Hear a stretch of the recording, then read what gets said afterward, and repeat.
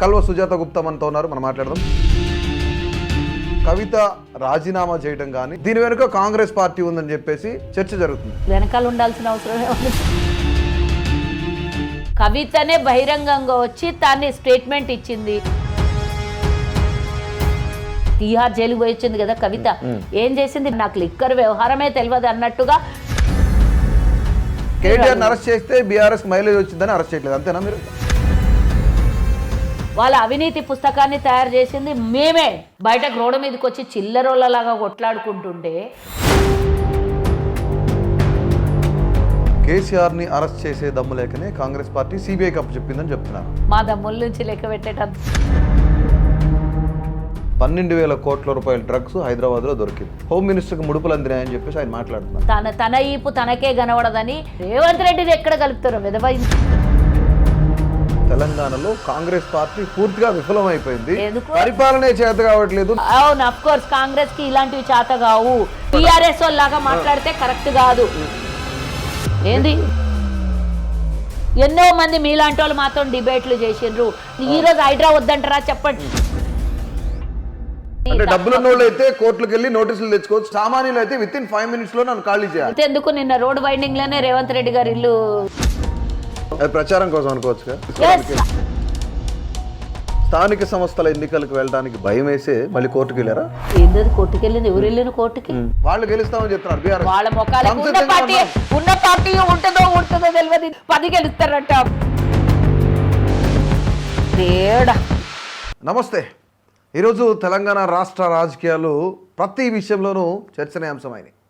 రాజకీయాల గురించి, current politics గురించి మనతో పాటు మాట్లాడడానికి తెలంగాణ రాష్ట్ర ఆర్యవైశ్య కార్పొరేషన్ చైర్పర్సన్ కల్వ సుజాత గుప్తా మనతో ఉన్నారు, మనం మాట్లాడదాం. అక్క నమస్తే. నమస్తే అమ్మా. బాగున్నారా?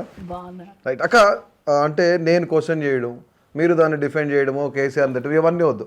డైరెక్ట్ పాయింట్, ట్రాన్స్పరెంట్ గా మాట్లాడుకుందాం. ఏదైనా ఈ మన ఇద్దరి మధ్య జంజాటం వద్దు అసలు. రైట్, కవిత రాజీనామా చేయడం కానీ లేదంటే కవితని పార్టీ నుంచి సస్పెండ్ చేయడం కానీ దీని వెనుక కాంగ్రెస్ పార్టీ ఉందని చెప్పేసి చర్చ జరుగుతుంది. ఏం చెప్తారు దీనికి? ఈరోజు ప్రభుత్వంలో ఉంది కాంగ్రెస్. వెనకాల ఉండాల్సిన అవసరమే ఉంది. ముందుండి నడిపించేటటువంటి 4 కోట్ల మందికి జవాబుదారీగా ఉన్న పార్టీ ఈరోజు ఇది కాంగ్రెస్ పార్టీ. అంటే ఇప్పుడు ఒక పార్టీ కాదు, ప్రభుత్వంలో కూడా ఉన్నాం మేము. మొక్కల్ని నడిపించి ముంగల పెట్టి మేము వెనకాల నడిచేటంత అవసరం మాకు లేదు. అయినా కానీ చచ్చిపోయినటువంటి పార్టీని తీసుకొని వచ్చి మళ్ళీ మేము ప్రమోషన్ చేసేటంత అవసరం లేదు. మా రేవంత్ అన్న బాగా చెప్పిండు మొన్న ఒక సభలో. ఏమంటారు, చెల్లని నోటు 1000 రూపాయల నోటు లాగా పరిస్థితి ఈరోజు బీఆర్ఎస్ది ఉంది. 1000 రూపాయల నోట్లు ఎన్ని కట్టలు తెచ్చిపెట్టినా ఏం లాభం చెప్పు. నిన్న ఏనో 2 చోట్లల్లో 2 కోట్ల రూపాయలు చెల్లని నోట్లు దొరికినాయంట. కానీ అదే చెల్లె నోట్లు కనుక ఏమైనా దొరికింటే 2 కోట్ల రూపాయలు ఈరోజు ఎంతో అవసరానికి వస్తుంది. చెల్లని నోట్లు తీసుకొని పోయి కాగితాల కట్టల్లోనో కాల్చడానికో పడేయాలి, కానీ దాన్ని పనికొచ్చేదానిగా. బీఆర్ఎస్ పార్టీ టోటల్ ఓవరాల్ గా వాళ్ళు ఉన్నోళ్ళు, పనిచేసిన వాళ్ళు, గతంలో 10 ఏళ్ళ అధికారంలో ఉన్నోళ్ళు, ఈచ్ అండ్ ఎవ్రీ వన్ ఏ తప్పు చేసిన వాళ్ళు, ఎవరెవరైతే తప్పులు చేసినో వాళ్ళందరినీ, నేను అందరినీ కూడా అన్ను. కార్యకర్తలు ఏ పార్టీలో నన్నుండి భుజాల మీద జెండా మోసి కష్టపడే వాళ్ళు ఉంటారు. ఎగ్జామ్షన్ కార్యకర్తలు, పనిచేసే వాళ్ళు, జెన్యూన్గా పార్టీకి జెండా మోసే వాళ్ళకు నేను అనలేను. అంటే పార్టీని నమ్ముకొని పనిచేస్తారు. ఏదో ఎవరైనా సరే, నాట్ ఓన్లీ కల్వకుంట్ల ఫ్యామిలీ, దాని వెనకాల ఉన్నటువంటి హరీష్ రావు అయితే తన్నీరు కదా, మరి కల్వకుంట్ల ఫ్యామిలీలో నుంచి అల్లుడైన మేనల్లుడు. సో అట్లా చాలా మంది ఉన్నారు. సంతోష్ రావు ఉన్నాడు, ఇంకా చాలా మంది చెప్పుకుంటూ పోతే రావులు చాలా మంది ఉన్నారు. వాళ్ళ వెనకాల రావు అనుకుంటేనే వచ్చిన వాళ్ళు చాలా మంది ఉన్నారు. వాళ్ళందరూ కూడా పార్టీలో ఉన్న 4-5 మందే దోసుకోలే, చాలా మంది కలిసి దోచుకున్నారు. నాకెవరో అన్నారు, ఎమ్మెల్యేలే 1,00,000 కోట్ల రూపాయలు దోపిడీ చేసి ఆ కాలంలో ఉన్నటువంటి వాళ్ళు కొంతమంది అని చెప్పిను. నేను విన్నాను, నేను చూడలేదు, కానీ చెప్పారు. కవితనే బహిరంగంగా వచ్చి తాన్ని స్టేట్మెంట్ ఇచ్చింది. దోపిడీ చేసిన వాళ్ళే వాళ్ళ కుటుంబాన్ని, అఫ్ కోర్స్ కేసీఆర్ని తనను కాపాడుకునే ప్రయత్నంలో మిగతా వాళ్ళకి చెప్పింది అంటే దోపిడీ చేసినామని చెప్తుంది కదా, బహిరంగంగానే చెప్పింది కదా.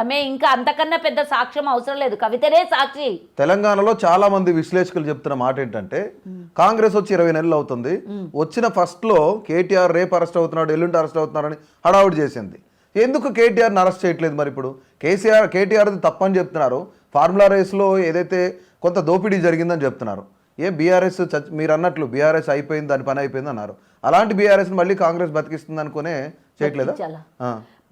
మేము కాదు, ఆల్రెడీ 2023 డిసెంబర్ 3వ తారీఖున తెలంగాణ ప్రజలు చంపిన వాళ్ళని ఇంకా మళ్ళా బతికిచ్చుడు వాళ్ళ లేపుడు ఎట్లుంటది? కేటీఆర్ అరెస్ట్ చేస్తే బీఆర్ఎస్ మైలేజ్ వచ్చిందని అరెస్ట్ చేయట్లేదు, అంతేనా? మీరు అరెస్ట్ చేస్తే మైలేజ్ ఎందుకు వస్తుంది? మేము ఆ రోజు ఒకటే మాట మీద ఉన్నాం, ఈ రోజు కూడా ఒకటే మాట మీద ఉన్నాం, రేపు కూడా ఒకటే మాట మీద ఉంటాం. వాళ్ళు చేసిన అవినీతిని ప్రజల ముందుకు తీసుకొని పోతాం, డెఫినెట్గా వాళ్ళకి శిక్ష పడుతుంది అని చెప్పినాం. 11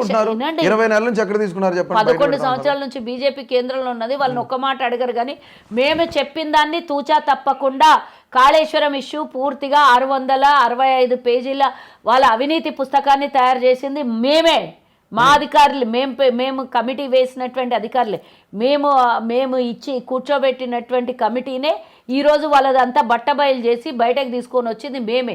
మొన్న అసెంబ్లీ సాక్షిగా మీరు అన్నీ చూసి ఉంటారు కదా, 665 పేజీల పుస్తకాన్ని చూసి ఉంటారు కదా, వాళ్ళ పాపం చిట్టని. మేము ఒకవేళ వాళ్ళని రక్షించాలో వాళ్ళకి సానుభూతి వస్తుంది అనుకుంటే అసలు గెలిచినాక మళ్ళీ ఆ టాపిక్ తీయాల్సిన అవసరమే లేకుంటుండే కదా. మా పని మేము చేసి ప్రజల మధ్యలోకి వెళ్ళిపోతుంటే వాళ్ళని పట్టించుకోకుంటే వదిలేస్తుంటే. కానీ తెలంగాణ ప్రజలకు చేసినటువంటి మోసాన్ని ప్రజల ముందుకు తీసుకెళ్లాలనే కార్ రేస్ మీద ఎంతో మందిని తీసుకొని వెళ్ళి అరెస్ట్ చేశారు. ఈరోజు ఫోన్ ట్యాపింగ్ మీద ఎంతో మంది అరెస్ట్ అయ్యారు. ఇదంతా ఫైనల్గా ఒక సినిమా చూస్తే ముందంతా విలన్లు అందరు చిన్న విలన్లందరినీ చంపుతుంటారు, చిన్న విలన్లంతా కథం అయిపోతుంది. చివరిగా అరెస్ట్ అయ్యేటోడు విలను. మధ్యాంతరంగా అరెస్ట్ అయితే మిగతా అంతా దొరకరు కదా దొంగలంతా. కాబట్టి చివరిగా విలన్ ఫైనల్ సినిమాకి విలన్ ఎవరైతే ఉంటారో వాళ్ళు అరెస్ట్ అవుతారు. ఇది కూడా ఈ మాట నేను ఎందుకు చెప్తున్నానంటే మీకు అందరికీ తెలిసినటువంటి విషయమే, కానీ నేను మీ ఛానల్ ద్వారా మళ్ళీ ఒకసారి చెప్తున్నా. ఒకవేళ ఇప్పుడే అరెస్ట్ చేస్తే కవిత ఏం చేసిందండి? తీహార్ జైలుకి పోయి వచ్చింది కదా కవిత. ఏం చేసింది? బెయిల్ మీద బయటకు వచ్చి ఇప్పుడు మంచిగా బాజాప్తా నేనేం తప్పు చేయలేదు, నన్ను వాళ్ళు ఇరికిచ్చిండ్రు, కానీ నాకు లిక్కర్ వ్యవహారమే తెలియదు అన్నట్టుగా ఏదో ఇప్పుడు మళ్ళీ ఇంకో పార్టీ పెట్టడానికి రెడీగా ఉంది. మళ్ళీ ఎలక్షన్లకి అందరినీ దగ్గర చేసుకొని సానుభూతి సంపాదించడానికి రెడీగా ఉంది. ఒకవేళ కేటీఆర్ని కేసీఆర్ని ఇప్పుడు 20 నెలల కిందనే అరెస్ట్ చేస్తే వాళ్ళు కూడా ఏం చేస్తారు? బెయిల్ తీసుకొని బయటకు వచ్చి చలామణి అయిపోతారు. ఇక చూసిండ్రా, మేము బయటకు వచ్చినాం, మమ్మల్ని కక్షపూరిత చర్యలతోనే అరెస్ట్ చేసారు, మేము బయటకు వచ్చినాం, ఎందుకు చేతగాలేదు వీళ్ళకు అని అంటారు. కాబట్టి పూర్తి ఆధారాలు సేకరించిన తర్వాత వీళ్ళు చేసినటువంటి పాపం చిట్టా అంతా బయట పెట్టినాక ఒక్కసారిగా వాళ్ళు ఒక్కసారి జైలుకు పోతే బయటికి రానన్ని శిక్షలు పడతాయి వాళ్ళకు. ఆ శిక్షలకు పూర్తిగా పుస్తకం తయారు చేస్తున్నాం మేము, అంతే తప్పించి వాళ్ళని ఇప్పుడు అరెస్ట్ చేసి లోపలేస్తే జైలు నుంచి బయటికి వచ్చి మళ్ళీ ప్రజల మధ్యలో శుద్ధపూస యాక్టింగ్లు చేస్తారని. ఇక్కడ మీరు అన్నారు కవిత కొత్త పార్టీ అని చెప్పారు. కవిత కొత్త పార్టీ కాకుండా కాంగ్రెస్ పార్టీలో జాయిన్ చేసుకున్నారు, హోమ్ మినిస్ట్రీ కూడా ఇస్తున్నారని. అమ్మ హోమ్ ఎందుకు? సీఎం సీటే ఖాళీ చేద్దాం ఆమె వస్తుందంటే ఏం మాట్లాడుతున్నారు? ఆమె హోమ్ ఇవ్వడానికి మా దగ్గర పార్టీలో మహిళా నాయకులు రాళ్ళు లేరు, పార్టీ కోసం కష్టపడిన వాళ్ళు లేరు, ఆమె కన్నా ఎవ్వరు కూడా ఎలాంటి స్కామ్ చేయనటువంటి వాళ్ళు ఎవ్వరు లేరు. ఇక మా దగ్గర ఇక శుద్ధపూస ఆమె వచ్చి ఈమె హోమ్ మినిస్టర్ అవుతుంది. ఎందుకు హోమ్ మినిస్టర్ మీద కండేసారు మీరు? ఎందుకు అవసరం ఉంది హోమ్ మినిస్టర్కి ఇవ్వాలని ఎందుకు అనుకుంటారు? అసలు ఫైట్ చేసిందే వాళ్ళ మీద డే 1 నుంచి మేము. మళ్ళీ అట్లాంటి దరిద్రాన్ని తీసుకొని వచ్చి మళ్ళీ మా పార్టీలో పెట్టుకుంటామండి. ఎట్లా ఆలోచిస్తున్నారో మీరు నాకు అర్థం కాదు. ఎవరో ఇప్పుడు ఒక టీవీ ఛానల్ రేటింగ్ పెరగడం కోసమో, ఒక జర్నలిజంని వాళ్ళు చూపించడం కోసమో తమ్లైన్లు పెట్టి చూపించేటివన్నీ నిజాలు కావు అనేది మళ్ళీ ఒకసారి గుర్తు చేస్తున్నారు. కవితనేమో కాంగ్రెస్ మీద ఏడుస్తుంది, హరీష్ రావు వెనకాల సంతోష్ రావు వెనకాల కాంగ్రెస్ ఉంది అంటారు, మీరందరేమో కవిత వెనకాల కాంగ్రెస్ ఉంది అంటారు. అసలు ఎంతమంది వెనకాల మేము ఉన్నామో నాకు అర్థమైతలేదు.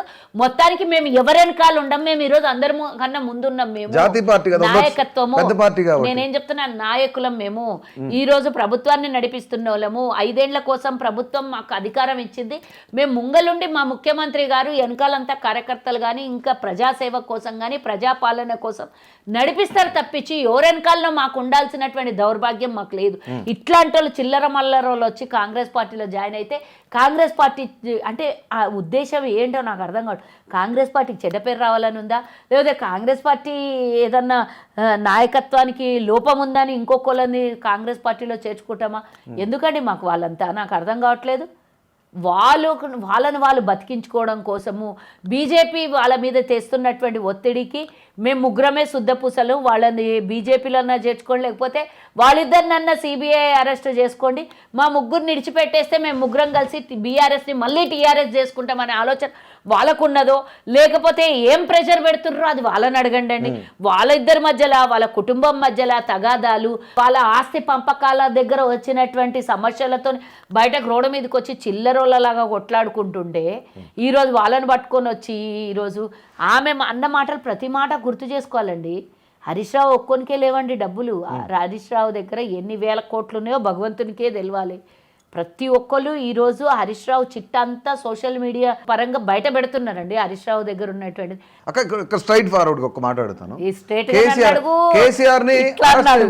కేసీఆర్ ని అరెస్ట్ చేసే దమ్ము లేకనే కాంగ్రెస్ పార్టీ సిబిఐ కప్పు చెప్పిందని చెప్తున్నారు. ఏమంటారు దీనికి? మా దమ్ముల నుంచి లెక్క పెట్టేటంత లేదు కానీ 23 డిసెంబర్ 3వ తారీఖునే మా దమ్మేందో చూసిర్రు. అందరు అన్నారు కాంగ్రెస్ చచ్చిపోయింది, కాంగ్రెస్కి ఏమున్నది, ఏం గెలుస్తుంది, కేసీఆర్ని ఓడగొట్టేటి మొగోడు రాలేదు, కేసీఆర్ని ఓడగొట్టేటంత దమ్ము కాంగ్రెస్కి ఉందా అన్నారు. అన్ని దమ్ములు చూపించినవి, ఇంకేం కావాలండి కొత్తగా దమ్ము చూపించడానికి. సచిన పామును మళ్ళీ ఎన్నిసార్లు చంపుతారులేండి కానీ అరెస్ట్ అయ్యేది పక్కా అనేది నాకున్నటువంటి నమ్మకము. మీ రాహుల్ గాంధీ గారేమో సిబిఐ అనేది లేదంటే ఈడీ అనేవి జైలు సంస్థలు కేంద్ర ప్రభుత్వానికి బీజేపీకి అన్నారు. కానీ మీరు తీసుకెళ్లి సిబిఐకి అప్ చెప్పారు. అంటే ఏ విధంగా అప్ చెప్తున్నారు? మీ నాయకుడేమో ఒకలా మాట్లాడతారు, మీరేమో ఒకలాగా అప్ చెప్తున్నారు. రెండు విషయాలు గమనించాలి. ఒకటేమో ఈరోజు ఘోష్ గారి నివేదిక 665 పేజీల నివేదిక మా దగ్గర భద్రంగా ఉంది. సిబిఐ దాన్ని ఏదన్నా కింద మీద చేయాలనే ప్రయత్నం చేసినా దానికి అలాంటి ఆస్కారం ఇవ్వకుండా ఆల్రెడీ మా రిపోర్ట్ మా దగ్గర ఉంది. వాళ్ళు ఎవరైనా తారుమారు చేయాలని కూడా చేసేటంత శక్తి లేదు అనేది గుర్తుంచుకోండి. ఇది అందరికీ తెలుసో తెలియదో కానీ నేనైతే చెప్తున్నా, ఇది వివరంగా ఆల్రెడీ పీసీ ఘోష్ నివేదికని అసెంబ్లీ సాక్షిగా ప్రవేశపెట్టినాం కాబట్టి అథెంటిక్ ఎవిడెన్స్ మా దగ్గర ఉన్నది. అండ్ ఇంకొకటి, వాళ్ళు పదే పదే పదే పదే మాకు సిబిఐకి అప్పచెప్పండి అని బీజేపీ వాళ్ళు గగ్గోలు చేశారు. అప్పచెప్పినాం, చూద్దాం ఏం చేస్తారో చూద్దాం. అండ్ బీఆర్ఎస్ వాళ్ళు కూడా కాళేశ్వరం అన్నారు, ఏడ ఏమైంది, ఏం కాలేదు, ఉట్టుట్టిగానే దాన్ని చూపించి కుంగిన 2 పిల్లలను చూపించి ఇదంతా కథమైపోయిందని చెప్తారు. 1,00,000 కోట్ల స్కామ్ జరిగింది అంటారు. 1,00,000 కోట్లు జరిగిందా? లక్షల కోట్లు తెలంగాణ మీద ఆర్చిండ్రు. అన్ని బయటకు పడతాయి కదా, తీగలాగితే డొంకంతా కదిలినట్టు ప్రతి ఒక్కటి బయటపడుతుంది. ఇట్లా ఏమి అంత ఆషామాషిగా తెలంగాణ ప్రజల సొమ్ముని, అమాయక ప్రజల సొమ్ముని తిన్నంత ఈజీ కాదు దాన్ని దాచిపెట్టుకోవడము. కడుపు నిండిన దాకానే తింటాం, కక్కు వచ్చిన దాకా తింటే బయటపడుతుంది. కాబట్టి కక్కు కన్నా ఎక్కువగా తిన్నారు, సముద్రం నిండేటంత కక్కేటంత తిన్నారు మీరు. కాబట్టి ఆ కక్కిపిస్తారు తెలంగాణ ప్రజలు పక్కా అది. ఎందుకంటే అమాయకులై ఉండొచ్చు కానీ మా కన్నీటి గోసని, మా రక్తాన్ని పీడించుకొని దీని వసూలు చేసినటువంటి డబ్బుని, అది ట్యాక్స్ రూపంలో కానీ తెలంగాణ ప్రజల ధరణి రూపంలో భూములు కొల్లగొట్టినవి కానివ్వండి, ఫోన్ ట్యాపింగ్లు చేసి బ్లాక్మెయిల్ చేసినవి కానివ్వండి, ప్రతి ఒక్కటి ఏ రకంగా తెలంగాణ ప్రజల్ని పీడించి తిన్నారో, 1,200 మంది ఆత్మ బలిదానం చేసుకుంటే దాని మీద కూర్చొని తిన్నారో, తెలంగాణ ప్రజలకు ఏమన్నా చేస్తారని మిమ్మల్ని ఎక్కించిండ్రో, కానీ అదేమీ చేయకుండా మీ కుటుంబం ఏదైతే లాభం పొందిందో ఆ లాభము ఈరోజు తెలంగాణ కోసం ఆత్మ బలిదానం చేసుకున్న వాళ్ళ ఆత్మసాక్షిగా తిన్నారు మీరు. కాబట్టి ఆ ఉసురు మీకు డెఫినెట్గా తగిలే ఈరోజు చెట్టుకొక్కలు పుట్టకొక్కలు అయిపోతారు. ఇక్కడ ఇంకో విషయం ఏంటంటే, కేటీఆర్ నిన్న మాట్లాడుకుంటూ ప్రెస్ మీట్లో రేవంత్ రెడ్డి గారి గురించి మాట్లాడుతున్నారు. 12,000 కోట్ల రూపాయల డ్రగ్స్ హైదరాబాద్లో దొరికింది అంటే దీంట్లో కూడా ఏమన్నా హోమ్ మినిస్టర్కి ముడుపులు అందినాయని చెప్పేసి ఆయన మాట్లాడుతున్నారు. రేవంత్ రెడ్డి హోమ్ మినిస్టరే కాదు, ముఖ్యమంత్రి కూడా ఉన్నాడు. ఒకసారి ముడుపులు అందినాయి అనేటంటే అదేమో అంటారు చూడండి, తన ఈపు తనకే కనబడదని. 1,00,000 కోట్ల రూపాయల డ్రగ్స్ హైదరాబాద్లో దొరుకుతుంది. దీని మీద ఎంత పెద్ద నిఘా పెట్టిందో మనము రేవంత్ రెడ్డి గారు చెప్పినటువంటి మాటను గుర్తు చేసుకోవాలి. ఈగిల్ అనే ఒక సపరేట్ విభాగాన్ని ఏర్పాటు చేసి ఈరోజు ఎక్కడ ఒక చిన్న ఈగంతనా కానీ చిన్న చిన్న పురుగంత కానీ ఎక్కడైనా ఎవరైనా ఇలాంటి డ్రగ్ విషయంలో ఎవరైనా సాహసం చేసినా కూడా ఎవరిని వదిలిపెట్టదని రేవంత్ రెడ్డి గారు చెప్పారు. దీని విషయంలో రేవంత్ రెడ్డి గారు పూర్తిగా క్లారిటీగా ఉన్నారు, దీని మీద చాలా స్ట్రిక్ట్గా ఉన్నారు. ఎవడో వెదవచ్చి పనికి మాలినోడు ప్రెస్ మీట్లు పెడితే కానీ నన్ను ప్రజలు గుర్తించరు, మర్చిపోతున్నారు, నన్ను అగాధంలోకి నా చెల్లెలు దోషేస్తున్నది, కాంగ్రెస్ పార్టీ కాంగ్రెస్ ప్రభుత్వం దోషేస్తున్నది అని అప్పుడప్పుడు బయటకు వచ్చి ఏదో మాట్లాడాలనే ప్రయత్నం చేస్తే నీ చెప్పుతో నువ్వే కొట్టుకున్నట్టు అవుతుంది. కేటీఆర్ రేవంత్ రెడ్డిని గురించి మాట్లాడే అర్హత నీకు అస్సలు లేదు. ఎందుకంటే డ్రగ్స్ని పోషించి పెంచి తెలంగాణ పిల్లల్ని యువతని పాడు చేసినటువంటి దౌర్భాగ్యమైనటువంటి చరిత్ర నీది, దుర్మార్గమైనటువంటి చరిత్ర నీది. తెలంగాణలో యువత పాడైనరు, ఆడపిల్లలకి మానభంగాలు జరిగినాయి, ఆడపిల్లలు మగపిల్లలు ఉచ్చులో పడి జీవితాల్ని నాశనం చేసుకున్నారంటే అది నీ వల్లనే. నువ్వే హైదరాబాద్ని డ్రగ్స్ మయం చేయాలని చూసినావు. అంతేందుకు నీ టీంలో నువ్వు కూడా ఆ రోజు వైట్ ఛాలెంజ్కి రమ్మంటే రానున్నటువంటివి డ్రగ్స్ అలవాటు ఉన్నాయి. ఎంతోమంది సెలబ్రిటీలు పాడు చేసినావు, ఇబ్బంది పెట్టినావు ఈ డ్రగ్స్కి అలవాటు చేసి అని చాలామంది మాట్లాడినరు. చాలామంది కూడా ఈ డ్రగ్స్ విషయంలో మా తాండూరు గత ఎమ్మెల్యే కూడా ఈ డ్రగ్స్లో ఇన్వాల్వ్ అయ్యి ఉన్నాడు అని రాష్ట్రం మొత్తం కోడై కూసింది. బెంగళూరులో దొరికిండ్రు, ఎంతోమంది సెలబ్రిటీలు కూడా దొరికిండ్రు. ఇవన్నీ గుర్తుంచుకొని నువ్వు చేసినటువంటి తెలంగాణ ప్రజలకు యువతకు పాడు చేసినటువంటి విషయం ఇంకెవ్వరు కూడా గత చరిత్రలో కానీ స్వతంత్రం వచ్చినప్పుడు కానీ హైదరాబాద్ని డ్రగ్స్ మయం చేసిన వాళ్ళు ఎవ్వరు లేకుండే. ఏదో రాష్ట్రంలో పంజాబ్ లాంటి రాష్ట్రంలాగా మార్చేద్దామని చూసినావు. దుర్మార్గమైనటువంటి చరిత్ర నీది. అసలు డ్రగ్స్ ఎంత దొరుకుతున్నాయి? రోజు పొద్దున్న లేస్తే అక్కడ పట్టివేత, ఇక్కడ పట్టివేత, ఇక్కడ ఇన్ని కేజీలు, అక్కడ ఇన్ని కేజీలు అని దొరుకుతూనే ఉన్నాయి. రేవంత్ రెడ్డిని ఎక్కడ కలుపుతారో విధవ ఇందులో నాకు అర్థం కావట్లేదు. అసలు డ్రగ్స్ విషయంలో రేవంత్ రెడ్డికి మాట్లాడే అధికారం నీకుందా? నువ్వు చేసిన పాపానికే కడుగుతున్నాడు. ఇప్పుడు ఫినాయిల్ వేసి కడుగుతున్నాం, యాసిడ్ వేసి కడుగుతున్నాం. తెలంగాణను అంతా యువతను పాడు చేసినటువంటి చరిత్ర నీది. ఎందుకు డ్రగ్స్కి ఎప్పుడు లేనటువంటి ప్రజలు అలవాటైపోయింది, ఇక్కడ ఉన్నటువంటి యువత పాడైపోయింది. ఎందుకు అంటే రెండు రకాలుగా, ఇట్లా డ్రగ్స్ అమ్మితే లాభాలు వస్తాయి, రెండోది యువత నిన్ను అడగొద్దు, ప్రశ్నించొద్దు, ఉద్యోగాలు ఇవ్వమని అడగొద్దు, చదువుకున్నోళ్ళు మేధావులు అవ్వద్దు, మేధావులు అయితే ప్రశ్నిస్తారు. కాబట్టి ఇవన్నీ నువ్వు మీ అయ్య కలిసి ఆడినటువంటి డ్రామాలో భాగంగా తెలంగాణని ముఖ్యంగా హైదరాబాద్ని డ్రగ్స్ మాఫియా తయారు చేసినటువంటి వెధవవి నువ్వు. రేవంత్ రెడ్డి గారి విషయంలో మాట్లాడే అధికారం కానీ హక్కు కానీ నీకు అసలు నాలుక మీద ఉచ్చరించే అధికారం లేదు అని చెప్తున్నా. తెలంగాణలో కాంగ్రెస్ పార్టీ పూర్తిగా విఫలమైపోయింది. పరిపాలనే చేత కావట్లేదు. నిజంగా పరిపాలన చేత కాకనే అంటే 6 నెలలకు ఒకటో సంవత్సరానికి ఒకటో ఆ మూసీలాగా హైడ్రా లాంటిది, తర్వాత ఏదైతే సెంట్రల్ యూనివర్సిటీ ఉందో దీని గురించి ఇట్లాంటివన్నీ తీసుకొస్తుంది. మీ హైడ్రా ఏమైంది? కేసీఆర్ హయాంలో జరిగినటువంటి స్కాములు జరగట్లేదని పరిపాలన పాడైపోయింది అంటుర్రా. కేసీఆర్ లాగా 10 లక్షల కోట్ల రూపాయలు అప్పు చేయలేదని పరిపాలన చేత కావట్లేదు అంటున్నారా? అవును, అఫ్ కోర్స్ కాంగ్రెస్కి ఇలాంటివి చేత కావు. కాంగ్రెస్ స్వతంత్రం తెచ్చింది, కాంగ్రెస్ తెలంగాణ ఇచ్చింది. మళ్ళీ నేను చెప్తున్నా, ఇది కాంగ్రెస్ పార్టీ కూడా తల్లిలాగా దేశ ప్రజల్ని కాపాడుకుంటూ చూసుకుంటూ వస్తుంది, చేసుకుంటూ వస్తుంది, అవసరాలు తీర్చుకుంటూ వస్తుంది. కాంగ్రెస్ ఫ్రీ బస్ తప్ప బీఆర్ఎస్ లాగా మాట్లాడితే కరెక్ట్ కాదు. ఫ్రీ బస్ కాదు, 200 యూనిట్ల కరెంట్ కాదు, ఈ రోజు 500 సిలిండర్ కాదు, ఈ రోజు సన్న బియ్యం 4 కోట్ల మంది ఎవరెవరికి ఇస్తామన్నామో, ఎవరెవరికి బీపీఎల్ లెవెల్ ఉన్న వాళ్ళకి ఇస్తామన్నామో వాళ్ళకే ఇస్తుంది పూర్తిగా. వసంత్కో కల్వ సుజాతకో రాదు అది. నువ్వు కూడా బీపీఎల్ లెవెల్లో ఉంటే వస్తుందేమో, నేను అది చెప్పలేను. కానీ ఈరోజు తెలంగాణలో ఉన్నటువంటి 4 కోట్ల మంది చరిత్ర సృష్టించినటువంటిది, 4 కోట్ల మందికి సన్న బియ్యం పెడుతున్నటువంటి రేవంత్ రెడ్డి పరిపాలనని ఒక్కసారి ఎవరన్నా గతంలో కాదు దేశంలో ఏ రాష్ట్రమైనా టిల్ నౌ ఏ రాష్ట్రంలోనైనా చేస్తున్నారేమో నాకు చూపించు. ఏంది 3500 ఇళ్ళు సంవత్సరం లోపల పూర్తి చేసి ఇచ్చినాం. ఏంది అన్ని చేస్తూనే ఉన్నాం. ఒక్క రోజులో కేసీఆర్ ఎవరికి కొలాప్స్ చేసినాం? వీడియోలు తీసినావు, నువ్వు చూసినావా? వాళ్ళందరికి పునరావాసం కల్పించారా? తర్వాత పోయి వీడియోలు తీసినావా? తర్వాత కూడా పునరావాసం కల్పించిన తర్వాత ఒక 2 లక్షల రూపాయలు సంథింగ్ 2 లక్షల రూపాయలు ఏదో డబ్బులు కూడా ఇచ్చి వాళ్ళకి ఇంకేమన్నా వ్యాపారం అన్నా సరే ఏదైనా వృద్ధి మాట్లాడుతావు. కొంతమంది కాదు, ఎవరైతే నిరాశ్రయులైనరో వాళ్ళకి ఒకటి గతంలో ఎన్నో మంది మీలాంటి వాళ్ళు మాత్రం డిబేట్లు చేసిండ్రు. నాలల్ని, కాల్వాల్ని, చెరువుల్ని కబ్జా చేసినారు. మీరు అధికారంలోకి వస్తే తొలగిస్తారా అని మాత్రం మీరు ఎందుకు ఛాలెంజ్ చేసిండ్రు? ఈ రోజు హైడ్రా వద్దంటారా చెప్పండి. ఈ రోజు నాలాల్ని కబ్జా చేస్తుంటే ఈ రోజు కామారెడ్డి కొట్టుకొని పోయినట్ల రేపు హైదరాబాద్కి ఇలాంటి ముప్పు రాదు అనేది మీరు నమ్ముతుంటే చెప్పండి, ఆపేయమని. మీరు ఒకవేళ మీరు అందరు ప్రజల పక్షాన సాక్ష్యం తీసుకొని ఆపేయమంటే చెప్పండి, సైలెంట్గా ఉండడానికి మాకు ఎలాంటి అభ్యంతరం లేదు. కానీ ప్రజల దగ్గర పాజిటివ్గా నెగటివ్ అనేది ఒకటి చూసుకోండి. ఈరోజు హైదరాబాద్లో గతంలో కేసీఆర్ హయాంలో గుర్తుంచుకోండి, హైదరాబాద్ ఎన్నో 100 కాలనీలు మునిగిపోయినాయి. మళ్ళీ అదే రావాలంటారా చెప్పండి నాకు. కాలనీలు మునిగిపోయినాయి, హైదరాబాద్ మునిగిపోయే పరిస్థితి రావాలన్నా చెప్పండి. దీన్ని తొలగిస్తే మంచిదా? ఎవరైతే ఇలీగల్గా కబ్జా పెట్టినరో, ఇలీగల్గా ఆక్యుపెన్సీ చేసిండ్రో, ఎవరికైతే ఇండ్లు లేవో వాళ్ళకి మాత్రం తప్పకుండా అకామిడేట్ చేస్తుంది ప్రభుత్వం.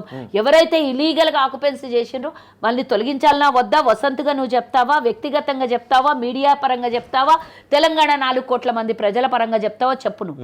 వద్దు అంటే చెప్పండి. మీరు రేవంత్ రెడ్డికి ఓవైసీ కాలేజ్ కి నోటీసులు ఇచ్చారు అంటే పిల్లల జీవితాలు పాడవుతుంది. ఈ సమ్మర్ లాస్ట్ ఇయర్ అయిపోయింది, సమ్మర్ కూడా అయిపోయింది. మాట్లాడదు, అబద్ధాలు మాట్లాడదు. ఈ అకాడమిక్ ఇయర్ లో తీసేస్తామని చెప్పినాము. ఆల్రెడీ నోటీసులు పోయినాయని నాకున్నటువంటి ఇన్ఫర్మేషన్. ఒక్కటే ఎందుకు అన్ని మీ పార్టీలో చాలా మంది పెద్దలు ఉన్నారు, వాళ్ళ ఫామ్ హౌస్లు కానీ వాళ్ళ పిల్లల ఫామ్ హౌస్లు కానీ ఉన్నాయని చెప్తున్నారు. బీఆర్ఎస్ పార్టీలో చాలా మంది పెద్దలవి ఫామ్ హౌస్లు ఉన్నాయి. మరి నోటీసులు ఇచ్చారు కానీ ఇంతవరకు ఎందుకు కొలాప్స్ చేయలేదు? అంటే సామాన్యుడికి ఒక రూలు, మీ రాజకీయ నాయకులకు ఒక రూలా? సామాన్యుడిదైనా పార్టీలకి వ్యక్తులకి అతీతంగా అందరికి హైడ్రా తప్పకుండా చేయాల్సింది చేస్తుంది. డబ్బులు ఉన్నోళ్ళు అయితే కోర్టులకు వెళ్ళి నోటీసులు తెచ్చుకోవచ్చు, స్టే ఆర్డర్ తెచ్చుకోవచ్చు. ఇప్పుడు సామాన్యులు అయితే విత్ ఇన్ 5 minutes లో నన్ను ఖాళీ చేయాలి. లేదు, అబద్ధాలు చెప్పకు.